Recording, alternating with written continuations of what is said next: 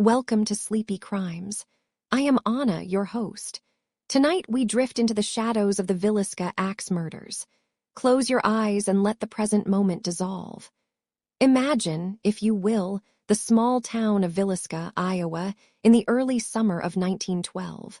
It is a place of rolling hills and endless fields, where the heartbeat of the community is measured by the passing of the steam trains and the rhythm of the harvest.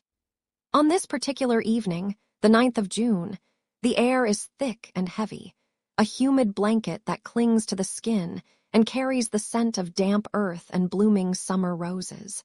The town is quiet, a collection of modest wooden homes and dirt roads that glow softly under the light of a rising moon. We are standing on a street where the dust has finally settled after a long, warm day, and the only sound is the rhythmic chorus of cicadas hidden in the tall grass. It is a peaceful scene, the kind of stillness that suggests a world where nothing could ever go wrong. In the heart of this quiet town stands the Presbyterian Church, its windows glowing with a warm, inviting light. Inside, the atmosphere is festive and bright. It is Children's Day, a special evening dedicated to the youngest members of the congregation.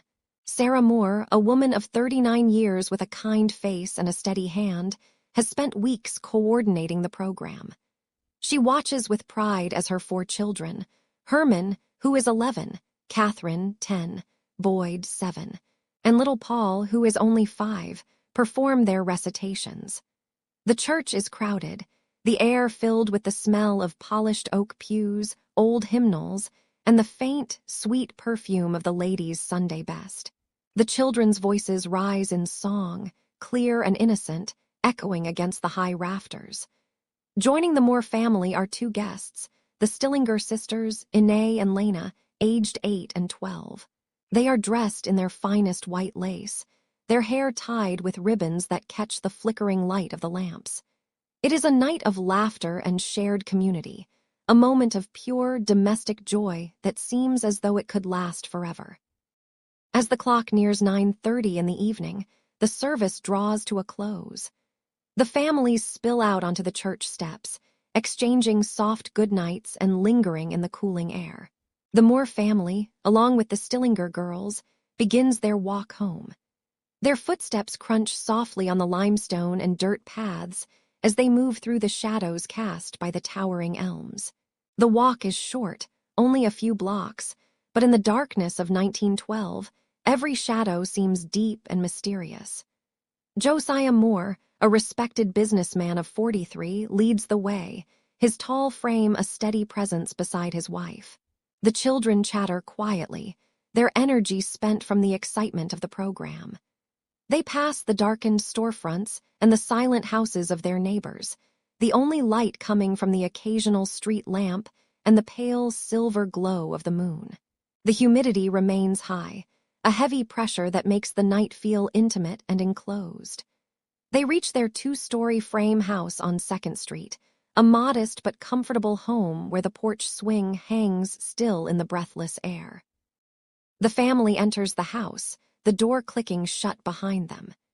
Inside, the rooms are filled with the familiar sense of home, lingering wood smoke, ironed cotton, and the faint traces of the evening meal. One by one, the oil lamps are turned low, their wicks trimmed until only a soft, amber glow remains.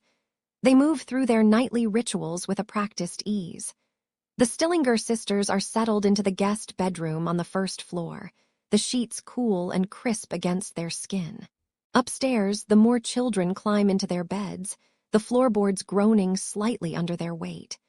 Josiah and Sarah retire to their own room, the heavy curtains drawn tight against the night. The house settles into a profound silence. Outside, the world continues its slow rotation, the stars hidden behind a thin veil of summer clouds. Somewhere in the house, a clock ticks away the seconds, a steady heartbeat in the darkness. There is no hint of the nightmare waiting in the shadows, only the deep, rhythmic breathing of a family at rest, tucked safely away from the world. The sun begins to rise on the morning of June 10th, 1912. It is a bright, clear morning, the dew sparkling on the grass like scattered diamonds. At 7 o'clock, the neighbor, Mary Peckham, steps onto her back porch. She is a woman of routine, accustomed to the early morning sounds of the Moore household, the clatter of milk pails, the shouting of children, and the busy movement of Josiah tending to his chores. But this morning, the Moore house is eerily still. The curtains remain drawn, and the back door is shut tight. Even the chickens, usually a cacophony of sound, are quiet in their coop. Mary watches for several minutes, a growing sense of unease settling in her chest. She walks to the shared fence, calling out a greeting that receives no answer. The silence is heavy, a physical weight that seems to push against her. She approaches the house and knocks on the door, the sound echoing hollowly through the wood.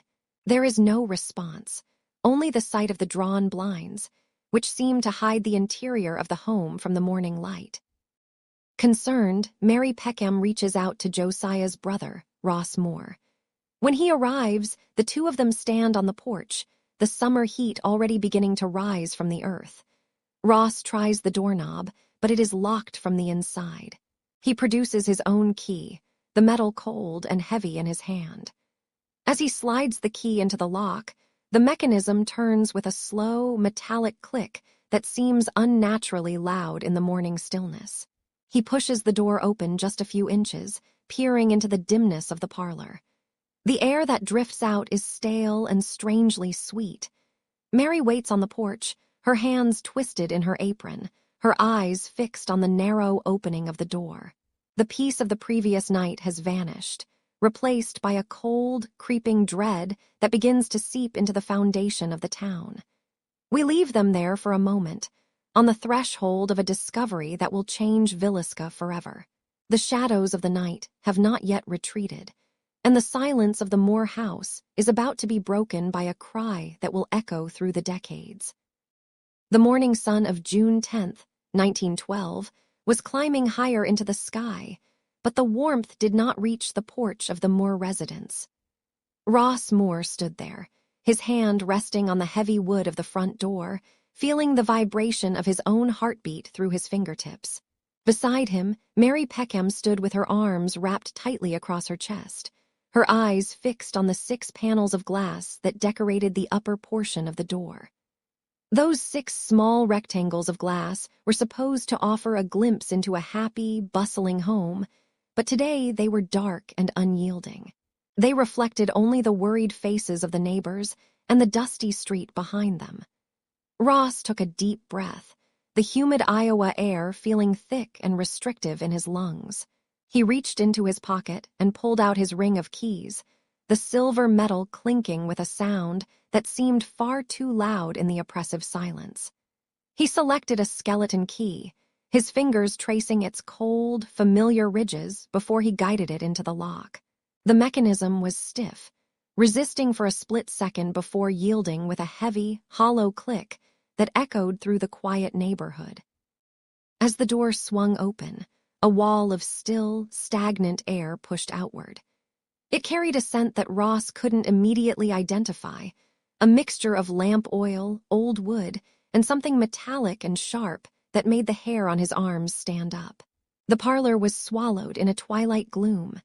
Every window had been obscured by heavy curtains, drawn shut with a precision that felt deliberate. Ross stepped over the threshold, his boots thudding softly against the carpeted floor. He didn't call out his brother's name. The silence in the house was so absolute that it seemed to swallow any sound before it could be made.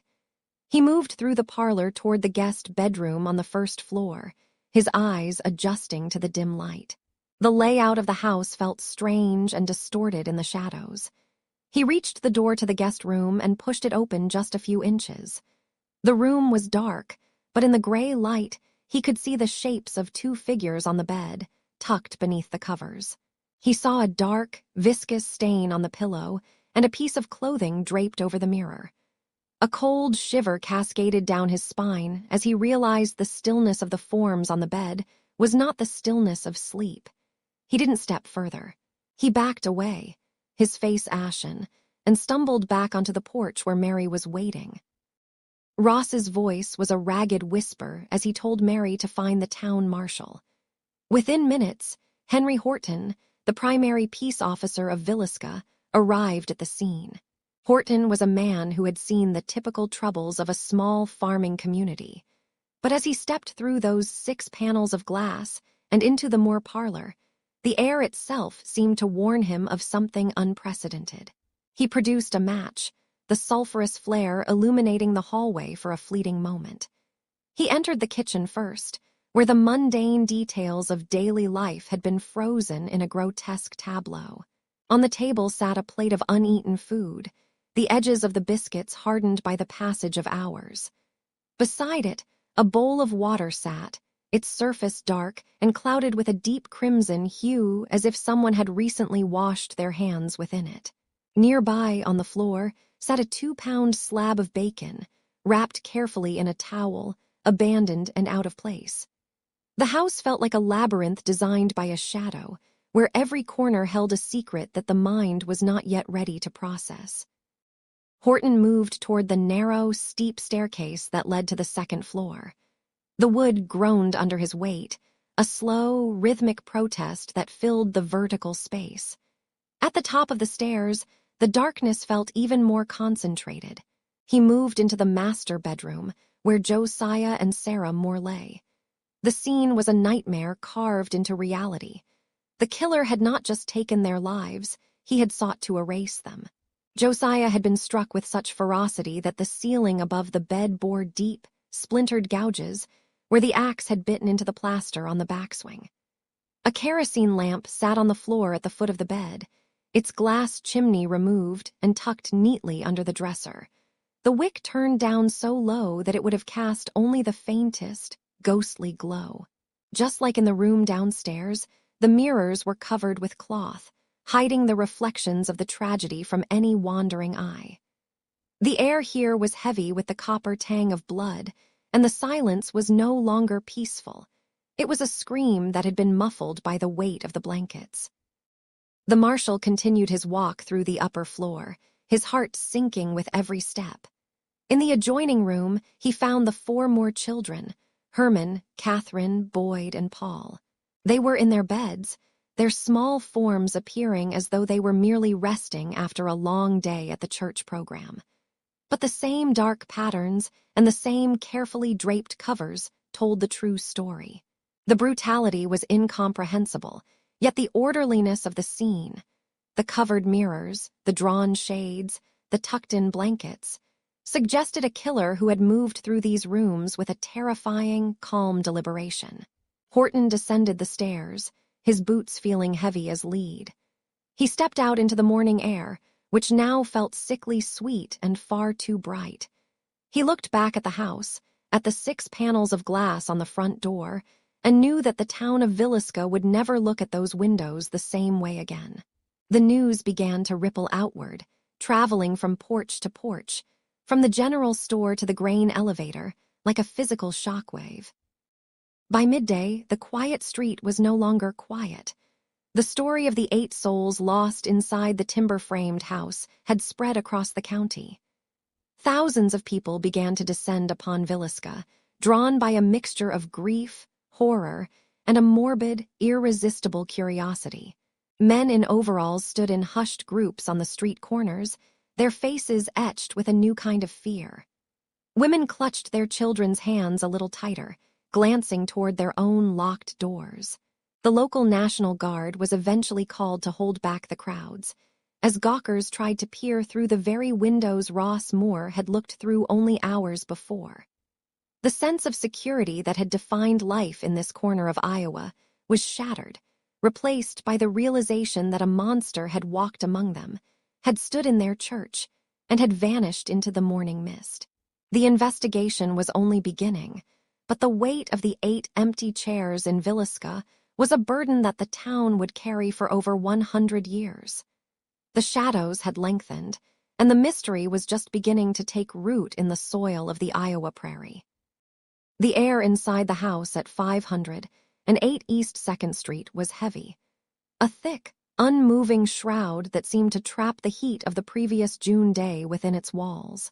As the first official eyes moved through the parlor, the silence was not a peaceful one. It was a pressurized, expectant quiet that made every creak of the floorboards sound like a sharp intake of breath. In the kitchen, the mundane details of a family morning were frozen in a horrific tableau. On the wooden table sat a plate of uneaten food, the edges of the bread beginning to harden in the stagnant air. Beside it, a bowl filled with water stood as a silent witness to a chilling ritual. The water was no longer clear. It was a murky, pale pink, suggesting that the intruder had paused here in the gray light of dawn to wash the evidence of the night from their hands. The porcelain of the bowl was cold to the touch, and a damp towel lay nearby, discarded with a casualness that chilled the bones of those who found it. There was a sense of a person who felt entirely at home in the aftermath of slaughter, a phantom who had lingered long after the last heartbeat had faded into the timber frames of the house.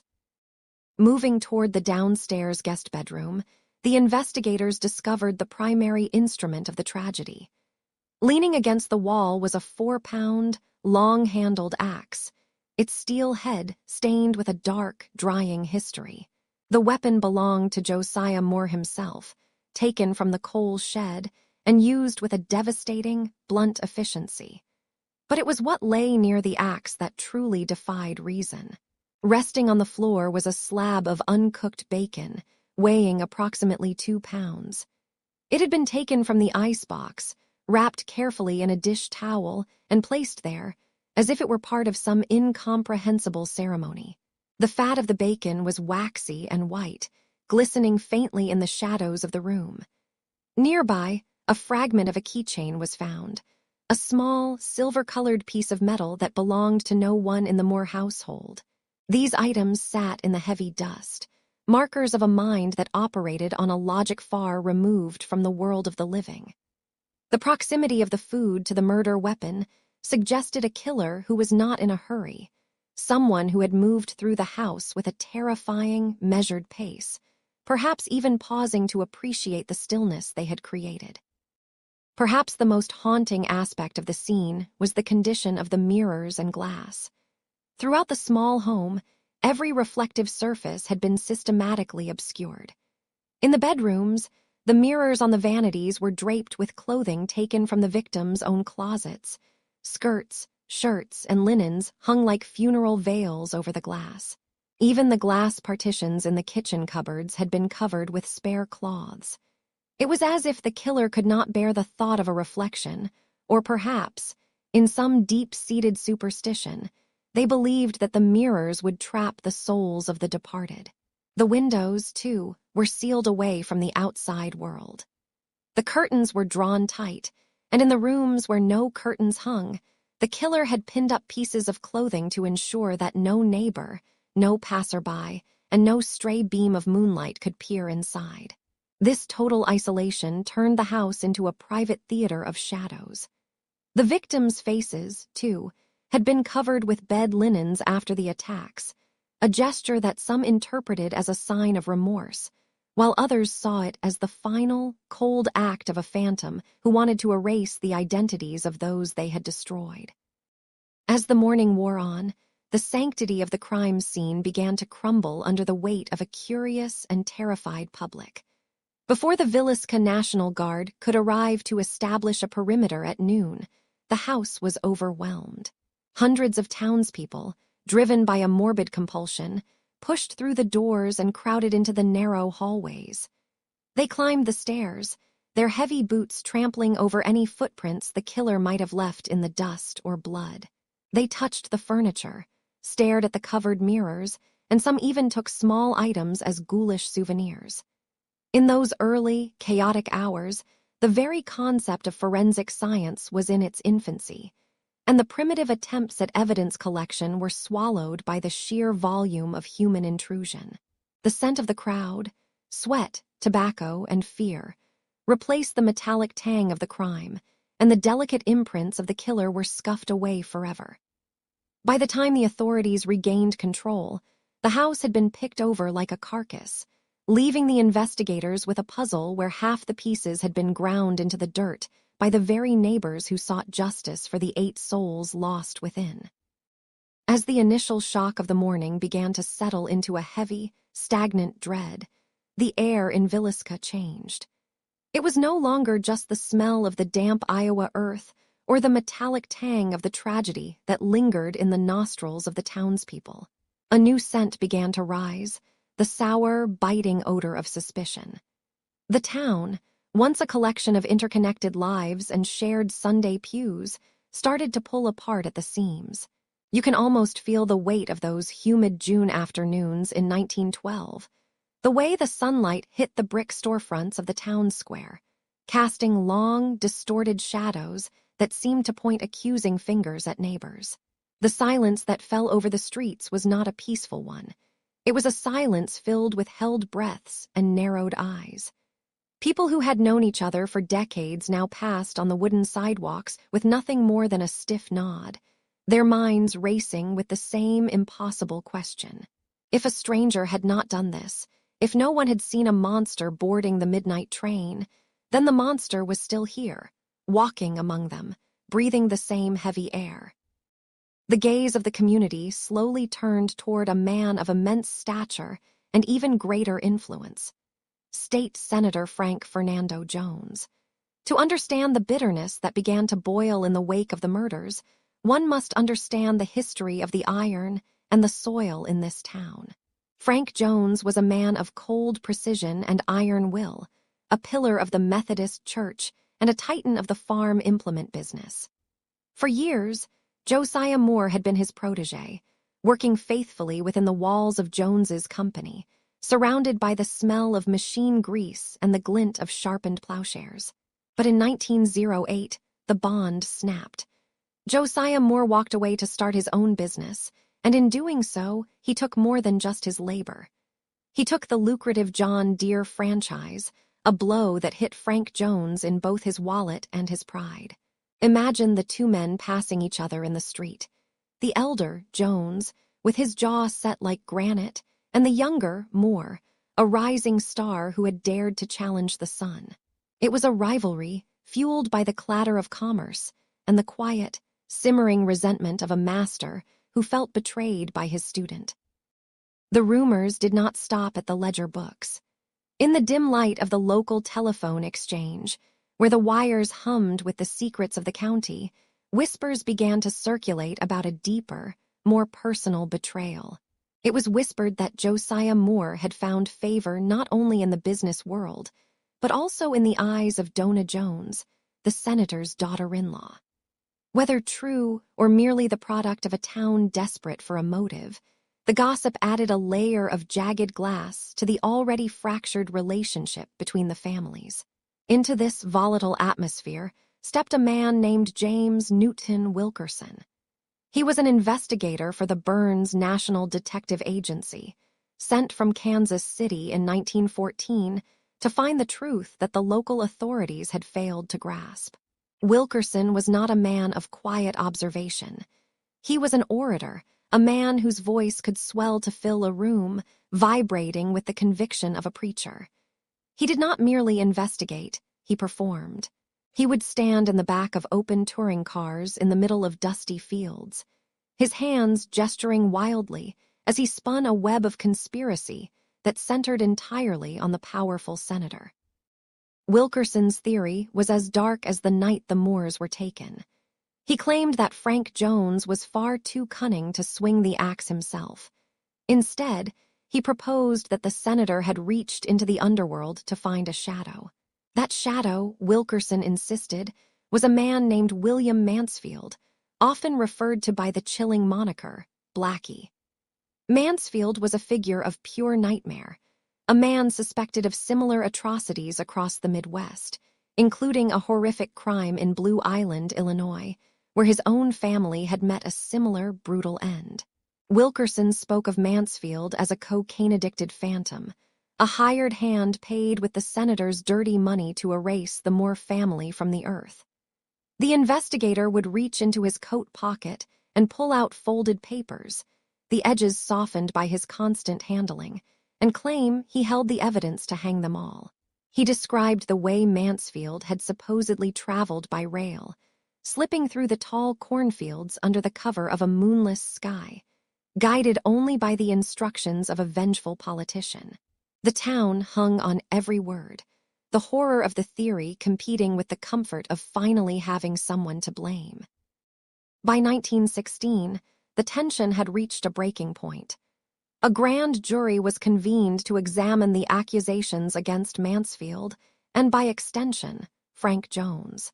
The air in the courtroom was thick with the scent of old paper, floor wax, and the collective sweat of 100 anxious observers.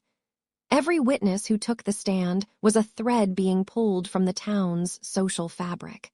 The Methodist congregation stood firmly behind Jones, their loyalty like a fortress, while the Presbyterian community, where the Moores had been beloved, grew more convinced of his guilt with every passing hour. However, the shadow of William Mansfield began to retreat when payroll records were brought forward. They showed, with cold and undeniable clarity, that Mansfield had been hundreds of miles away, working in a packing plant in Illinois at the very moment the axe was being lifted in Villisca. The grand jury refused to indict. The relief for the Jones family was short-lived, for though the law found no cause to hold them, the court of public opinion was far less forgiving. The feud had moved beyond the walls of the Moore house. It had become the very heartbeat of Villisca, a rhythmic, pulsing reminder that even without a conviction, the town would never truly be whole again. The aftermath of the grand jury was not a conclusion, but a deepening of the wound. Frank Jones, once the most powerful man in the county, found his reputation lying in ruins like a structure hollowed out by fire. He would eventually sue James Wilkerson for slander, a legal battle that drew the eyes of the entire state. Remarkably, in a twist that left the town thunderstruck, the jury found Wilkerson not guilty. It was a decision that many interpreted as a silent consensus. The jury might not have had the evidence to convict Jones of murder, but they believed the investigator had reason enough to speak his name. Jones would spend the rest of his life in Villisca, a ghost in his own home, watching from behind lace curtains as the world moved on without him. The bitter feud had claimed more than just the lives of 8 people on that night in June. It had claimed the soul of the town, leaving behind a legacy of whispers that would echo through the hollow rooms of the Moore house for over a century. The investigation was far from over, but the focus was shifting once more, drifting away from the halls of power and toward a more eccentric, wandering figure who had appeared in the shadows of the children's day service. The steam from the locomotive billowed in great, ghostly clouds against the pre-dawn sky of June 10, 1912. At the Villisca station, a man stood shivering despite the mildness of the morning air. Reverend George Kelly was a small, delicate figure, barely reaching 5 feet and 2 inches in height, his slight frame swallowed by a dark, heavy coat that seemed to carry the scent of old wool and nervous sweat. As the 5:19 train pulled into the station, his movements were frantic and disjointed. He boarded the westbound number 5 with a desperate urgency, his hands trembling as they gripped his luggage. To the other passengers, he was a flicker of agitation in the dim, morning light of the rail car. As the wheels began to grind against the iron tracks, he leaned toward a fellow traveler, his eyes wide and glazed with a feverish intensity. He whispered of slaughter, speaking of 8 dead souls back in the town they were leaving behind. At that hour, the sun had not yet fully crested the horizon, and the Moore household was still a tomb of silence, the bodies undiscovered, the blood still wet upon the floorboards. The preacher spoke of the end, before the beginning had even been realized by the world. George Kelly was a man of shadows and high-pitched sermons, a traveling minister whose mind seemed to fray at the edges. Those who knew him described a history of mental fragility, a breakdown in his youth that had left him forever altered. He was a man obsessed with the macabre, his thoughts often drifting toward the dark passages of the Bible that spoke of divine retribution and the shedding of blood.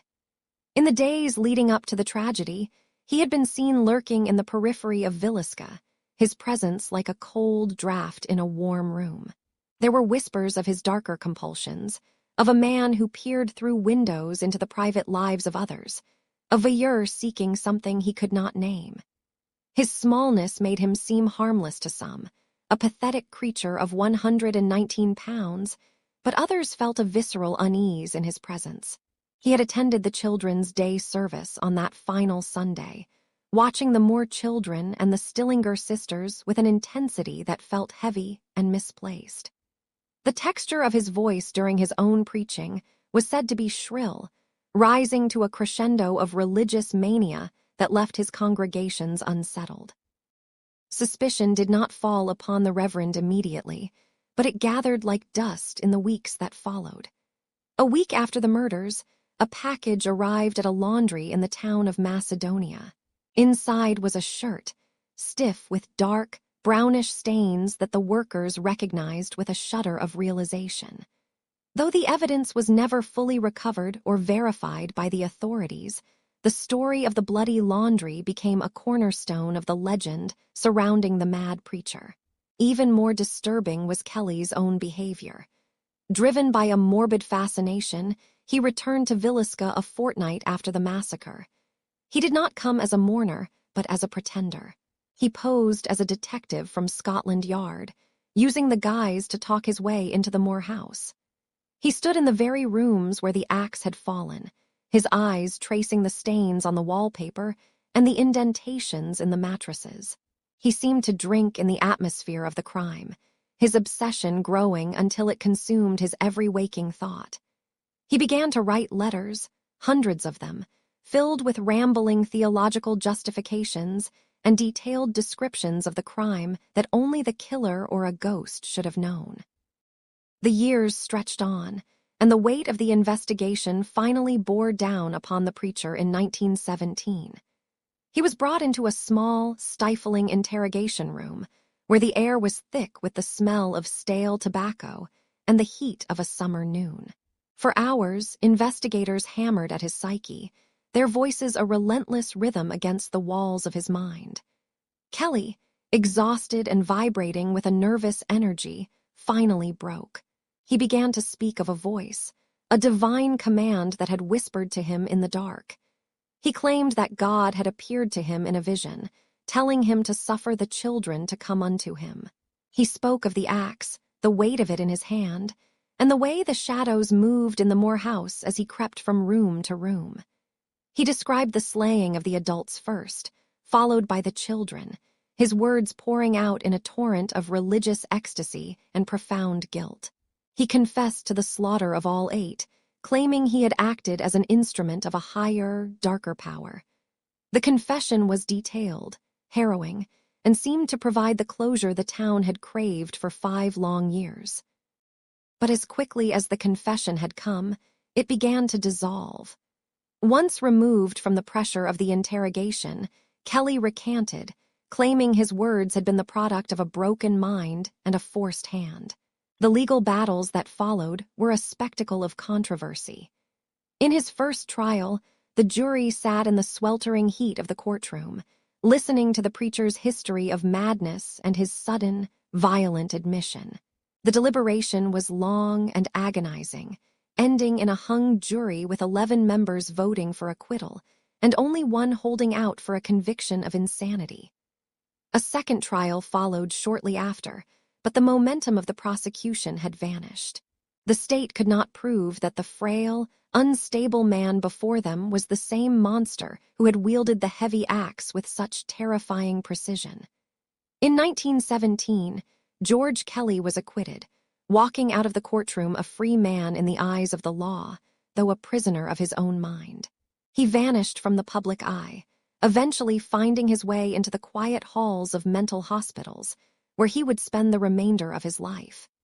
He died in 1959, carrying the secrets of that June night to his grave, leaving the world to wonder if he was a killer who had found mercy, or a victim of a mind that had simply imagined too much horror. The courtroom in 1917 was a place of stifling heat and heavy, expectant silence. The trials of Reverend Kelly had stretched the nerves of Villisca to a breaking point, a community divided by suspicion and the desperate need for a name to blame. When the words "not guilty" finally echoed through the hall for the second and final time, the air seemed to drain from the room. Kelly, a man who had once described the gore in such feverish detail, was free to walk back into the world, leaving behind a town that was no longer the same. The legal system had reached its limit, the gavels fell silent, and the thick ledgers of evidence were closed. But for the people of this small Iowa town, the conclusion was anything but final. The bitterness between the supporters of Frank Jones and those who believed in his guilt simmered like a low fire that would not be extinguished. Families who had shared Sunday dinners for generations now crossed the street to avoid one another, their eyes reflecting a distrust that had become woven into the very fabric of the community. The legal resolution offered no peace, only a lingering, jagged question that would haunt the coming decades. Deep within the private shadows of the Stillinger home, the tragedy of 1912 continued to grow in ways the public rarely saw. Sarah Stillinger, the mother who had sent her daughters Inez and Lena off for a simple sleepover, was 7 months pregnant when the axe fell on her children. Imagine the weight of that summer air, thick with the scent of ripening corn and the unbearable pressure of grief.